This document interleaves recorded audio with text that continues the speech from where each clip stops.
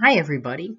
Um, this is Stephen Fox, and I'm going to be presenting on the 10 plagues, right? We're in the midst of Passover, and this would be a great time to kind of review some of the things that we've been learning about Passover, and this is kind of a fun and interactive way to looking at all the 10 plagues of Passover.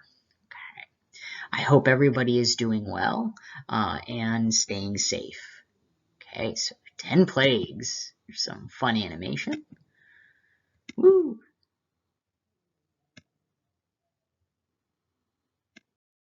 Okay, so our first one, blood. Right? So the river Nile became bloody, and every time an Egyptian took some water to drink, the water became blood. On the other hand, when a Jew took some water, it stayed water. Many times Egyptians would try to steal or snatch some water from a Jew, but it would go straight to blood. Ooh.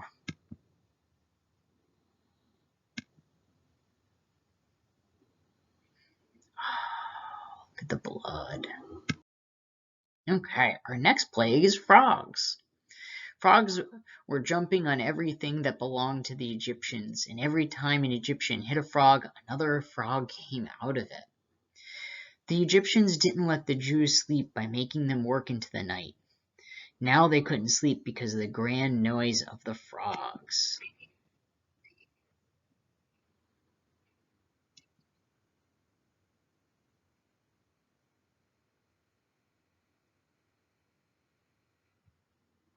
Okay.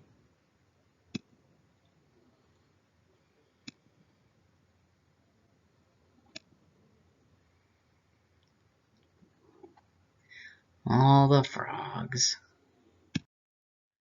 All right, our next plague is lice, right? And this is a detailed view of of a lice bug, and oh boy, here's some of the sounds.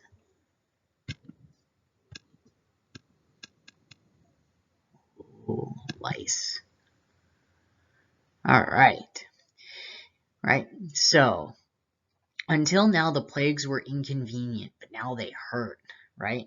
So the Mita Kenega, the Egyptians didn't let the Jews have baths and were always covered in lice. So now the Egyptians, right, can feel that. Okay, our next one is the wild animals.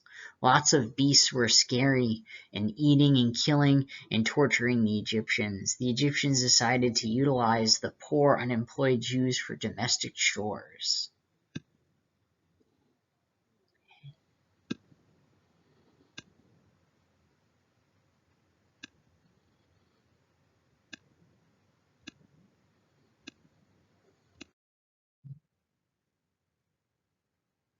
All right.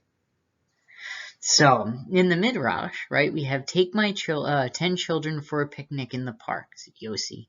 When Yossi returned with no kids, they cried out, "Where are my children?" I believe, sir, that the first one was eaten by a lion, 2 more by tigers and leopards. I noticed a python devouring 3 more, and the rest I left hugging the bears. Ooh, scary. So the Egyptians made the Jews hunt wild beasts for them as sport.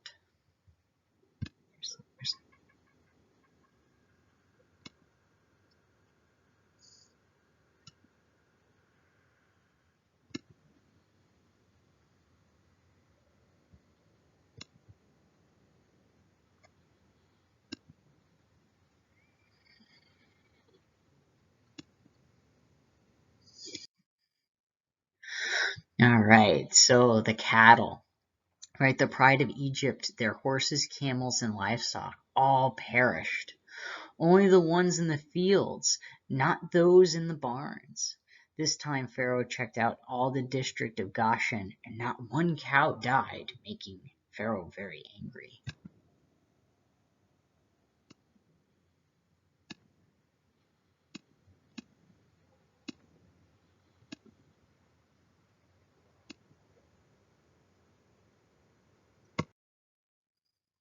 Ooh, boils.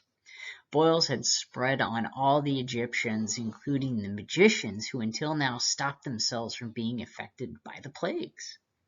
The Egyptians beat the Jews constantly so that their bodies were covered in sores. Ooh.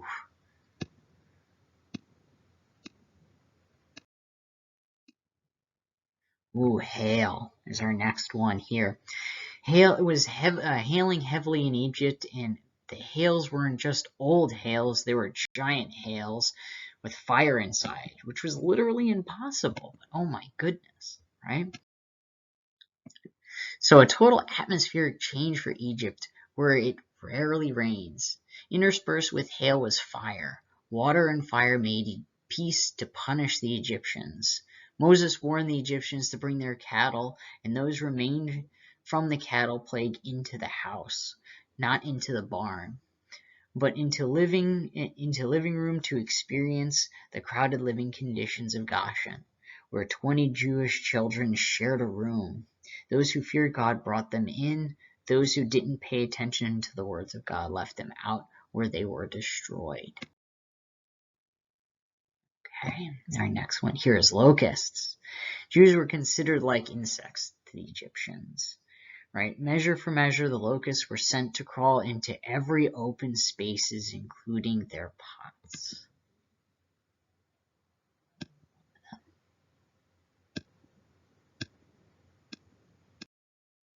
All right, next was darkness. The Egyptians would get the Jews to hold torches or lights for them when they go into dark places. Okay, and then the last, the killing of the firstborn. Moses proclaimed that if Pharaoh did not let his people go, the plague of the firstborn, for those who knew, spread lamb's blood on their doorposts. Those who did would be passed over, hence Passover.